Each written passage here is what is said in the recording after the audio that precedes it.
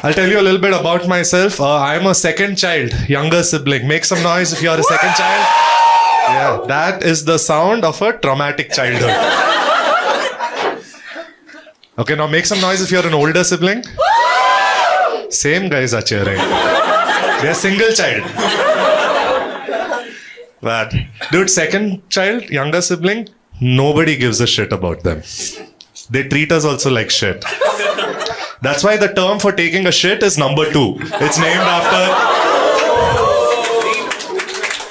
Dude. Older siblings have started this one rumor that their life is worse. That's not true. You know why? Because for the first child, at least they try and fail. By the time the second child comes, they're like, if we're anyway going to fail, what is the point of even trying? I have an older sister. She's almost 10 years older than me. You know, almost a decade difference. You know what that means, right? 10-year gap between 2 kids. It means I was a mistake. Nobody has one kid, waits 10 years, 2.5 Olympics later, they're like, oh, let's have one more. My house, I'm a mistake. It's not even an insult or a secret. They call me that. When I go visit, they're like, oh, the mistake is here. Hello. See, I'm 31 years old right now. My father is 71. You know, so if you're good at maths, dude, he had me when he was 40, 100% mistake. 40, that generation, they were closed for business, bro. They are thinking about mutual funds, retirement now. It's over. Then I just showed up out of nowhere. I'm not, don't get me wrong, I'm not shitting on my parents, okay? My parents really love me. They just didn't plan me. I showed up.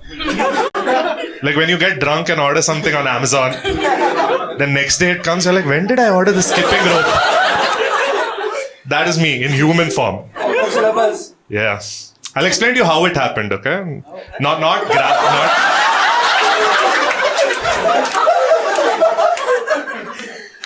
Look, I was born, but exactly 9 months before I was born, my grandfather died.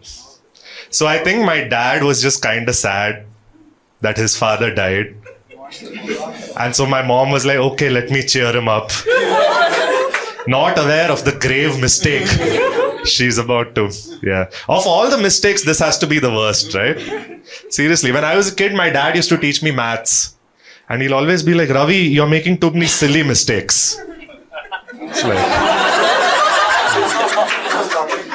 bro, I learned from the best. Your silly mistake is failing maths right now. But look at the sequence of events, right? Grandfather died, immediately mom got pregnant. So religious family also. So all these aunties will come with their rumors and superstitions. Grandfather is coming. Yeah. Oh, the grandfather is being reborn as the grandson in the same family. How lucky. It's not lucky at all. You know how confusing that was for my father? My entire childhood, my father never hit me once. I'm sure he wanted to. I deserved it also. But every time he'll come, he'll be like, oh, is this my father or is this my son now? I used to mess with him also. Every time I'll ask my dad for something, he'll be like, sorry, I can't afford it now. I'm like, I raised you better than this. You loser.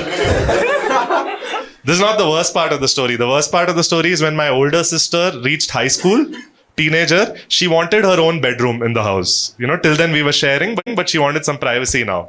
So to accommodate this request, they made me share a room with my grandmother.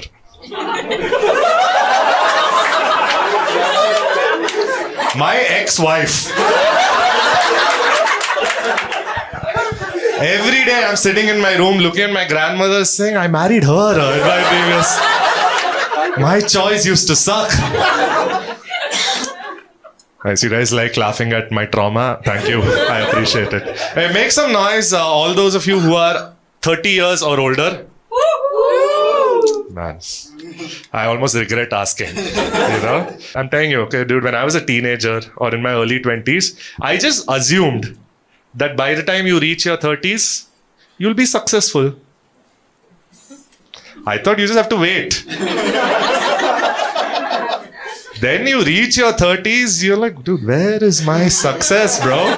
It's like me and Success are going on a date and she cancelled. I'm just waiting at the restaurant now. Oh, she's going to show up anytime now. You know how it feels? It feels like you guys have taken a flight, right? You know, sometimes you'll get on the flight and you'll immediately fall asleep. And then you wake up and you'll see, oh, it's on the ground, have we landed? And then the guy next to you will be like, bro, we haven't even taken off yet. Dude, Google is concerned for me now, bro. Because I think they know I'm doing stand-up and I haven't updated my LinkedIn also in many years. So, you know, you guys get targeted ads. I get targeted job offers. Not even fancy ones. It'll be like, oh, village panchayat recruitment. They're like, do something in life. It's either jobs or it's those matrimonial websites that I get now. Yeah. And it's nothing cool. It's never the cool ones like telugumatrimony.com or Tamil It'll be something very specific, you know, 30 and still alone matrimony.com.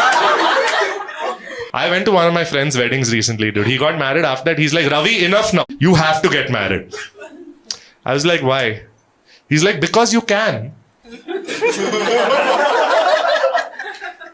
I was like, that's a terrible logic, dude. There are a lot of things I can do, but I shouldn't.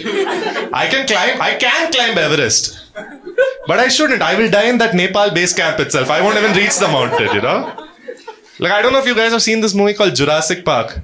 In Jurassic Park, there's a scene where they go to the scientists who made the dinosaur. The hero goes and tells them, just because you could doesn't mean you should. You know, same logic for marriage and dinosaurs in life.